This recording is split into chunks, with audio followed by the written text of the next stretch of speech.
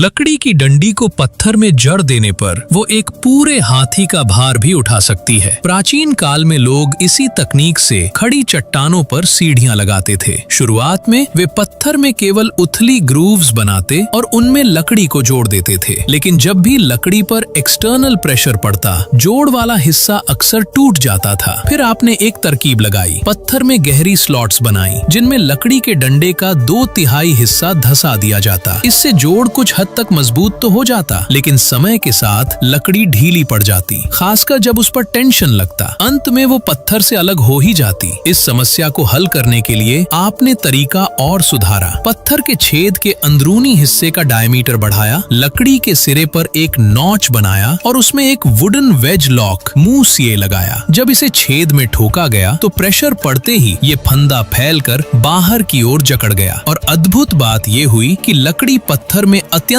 मजबूती से फंस गई। तो आखिर प्राचीन लोग हजारों मीटर ऊंची खड़ी चट्टानों पर सीढ़ियां कैसे लगाते थे? सबसे पहले वे बेहतरीन चौकोर लकड़ी को कॉपर ऑयल ट्रीटमेंट में डुबोते ताकि तेल धीरे धीरे लकड़ी के भीतर तक समा जाए। महीनों की भिगोवन और छाया में सुखाने के बाद लकड़ी अपनी फ्लेक्सिबिलिटी बरकरार रखते हुए रॉट और मॉइस्चर से भी सुरक्षित हो जाती। फिर चट्टान में प्रिसिशन ड्रिल्ड होल्स बनाए जाते, लकड़ी के वेज लॉक और लकड़ी के 2/3 हिस्से को छेद में ठोक कर जड़ा जाता। बगल से देखने पर लगता कि लकड़ी का अधिकतर हिस्सा पहाड़ के भीतर दबा है और बाहर निकला थोड़ा सा भाग भी अत्यंत लोड बेयरिंग स्ट्रेंथ रखता है। मजबूती बढ़ाने के लिए नीचे सपोर्ट पिलर्स लगाए जाते और फिर ऊपर वुडन प्लैंक्स रखकर पथरीला रास्ता यानी हैंगिंग वॉल्कवे तैयार किया जाता। इसी पर आगे सीढ़ियां भी बनाई जा सकती थीं और चाहे तो सीधे मकान भी खड़े किए जा सकते थे। इसी तकनीक से 3 स्तरों वाले मल्टी लेवल प्लेटफॉर्म बनाए जाते जिन्हें खंभों से परस्पर जोड़ा जाता।